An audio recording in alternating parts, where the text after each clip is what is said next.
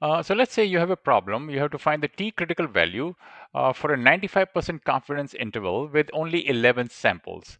So this is going to be a two-tailed test because you're doing confidence interval.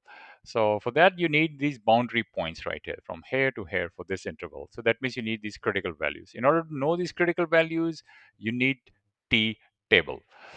Uh, so why do we choose T distribution over Z distribution? Well, number one, when your population standard deviation sigma is not known to you. So if you do not know sigma, instead what you do, you actually use sample standard deviation S. And in that case, you have to choose T distribution instead of your normal Z distribution. Another scenario would be when your sample size is very small. Let's say n is less than 30. Generally, that's the rule of thumb right here. So in this case, my T distribution is specifically designed for smaller sample sizes. In the small sample size, generally your estimates of variability are less reliable and they also have more uncertainty. So that's why we use T distribution. Uh, we need critical T values, T alpha or T alpha over 2, depending on the condition. When we're solving problems of these kinds, let's say you're trying to find confidence interval. For confidence interval, you need these range of values, right? And this is your critical values right here. So you need to know these points right here. So you need T table for that. Performing hypothesis testing. So let's say you're using p-value method. So for that, you need these points right here. Okay, these points right here. For that, you need T table. For determining rejection region, so let's say you're doing right tail test right here. And let's say this is your rejection region right here. And to know this rejection region, you need to know this point. In order to know this point, which is called a critical value, you need to know, you need to actually have an understanding of a T table. Uh, so a T table basically gives you critical values of T for various degrees of freedom. That's based on your sample size, and significance level. That's based on how much risk are you willing to accept. So these are the steps for finding critical values. First, find your degree of freedom, which is n minus 1, sample size minus 1. Decide on your significance level alpha. So this is often expressed as a percentage, like 95% confidence. In that case, your alpha is going to be 1 minus 0.95, which will be 0.05. Or if let's say if it's a 99% confidence, in that case, your alpha is going to be 1 minus 0.99. This will be 0.01. Step three, determine if you need a one-tail test or a two-tail test. This is important. So if it's a one-tail test, generally you would know that by looking at the direction. If it's greater than sign or if you're using less than sign in your hypothesis, that would be one-tail test. In that case, you will be using alpha, the whole alpha directly. But if it's a two-tail test, generally you're going to see in your hypothesis like not equal to. For this case, you're going to use alpha over 2. Well, that makes sense because if you remember your let's say this is your bell curve, and so your alpha, half of your alpha is going to be over here, right? On a two-tail test, and other half is going to be over here, right here. So that's why you divide by alpha over 2. Okay, step 4, you locate the values in your T table. So if it's a one-tailed test, you're going to be using T alpha comma DF. If it's a two-tailed, you're going to be using T alpha divided by 2 comma DF. Basically, alpha is, in this case, is telling you your significance level. Uh, so let's look at a problem. Let's say you have to find a T critical value at a 5% significance level with only 11 samples. Step 1, compute your degree of freedom, which is sample size minus 1 is equal to 10. Decide on your significance level alpha. Well, that's given to me as 0.05 right there. Okay, determine if you need a one-tail or a two-tail test. Well, in this case, it's a single-tail test. It's given to you right there. Assume that it's a right tail test. Okay, so locate your value in a T table. So let's go back, let's go to our T table right here. So this is what I'm trying to find, T alpha comma DF. My alpha is 0.05 and my DF is 10. So this column right here, this represents all my DF, and this row right there, that represents my alpha. So locate your DF. In this case, it will be 10. That's my 10 right there, okay? And then the alpha is 0.05. Locate the 0.05 is over here, and then come down and go right over here, and the intersection of these two would be 1.812. So the answer is 1.812. All right, so now you know your T value. So at a 5% significance level and 10 degree of freedom, your critical T value is plus 1.812. This value right here is 1.812.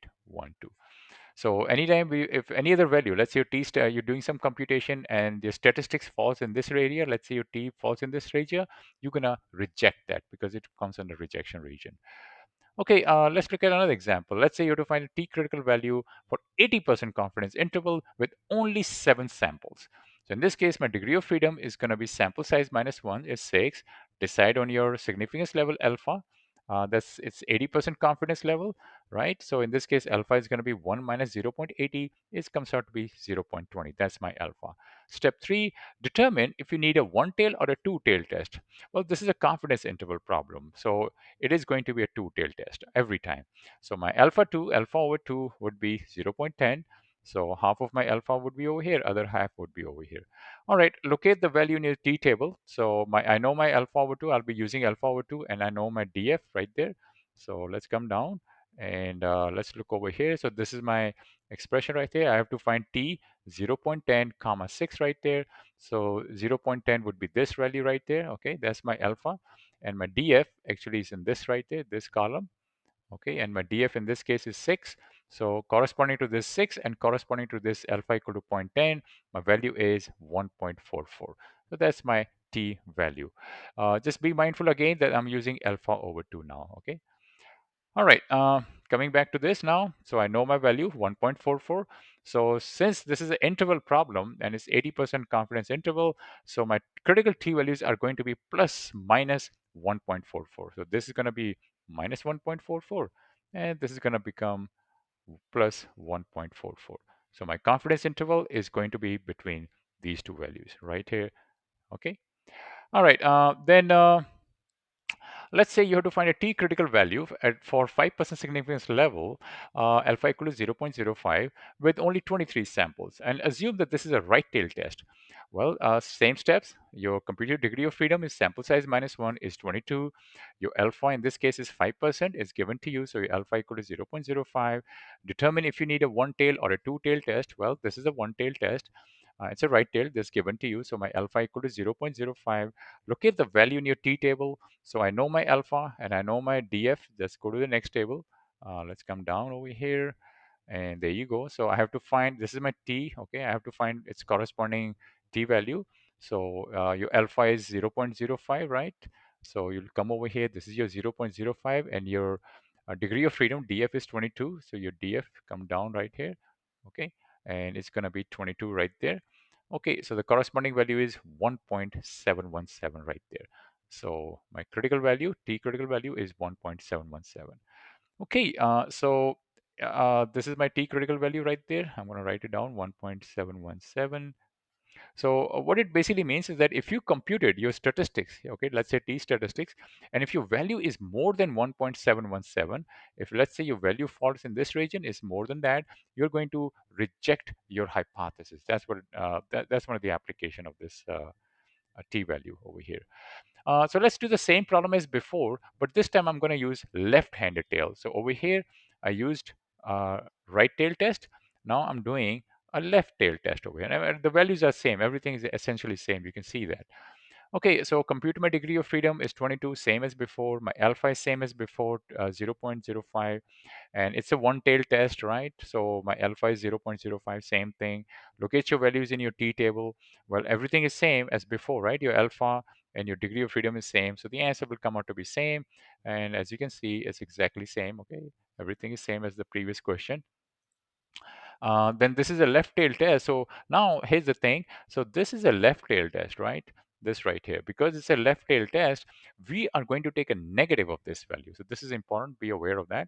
So because it's on this side now, so my critical value is 1.717. So this one is going to become minus 1.717. Okay, so if you computed statistics, okay, comes out to be less than minus 1.717. In other words, it falls in this region right here. That would be rejection region. So in that case, you reject your null hypothesis. Okay, so these are the t values for a very common confidence level. So 90%, 95%, 99%, these are your common ones. So if you're using a two-tail test, your alpha is going to be these values. Okay, if you're using a one-tail test, okay, then your alpha is going to be these values.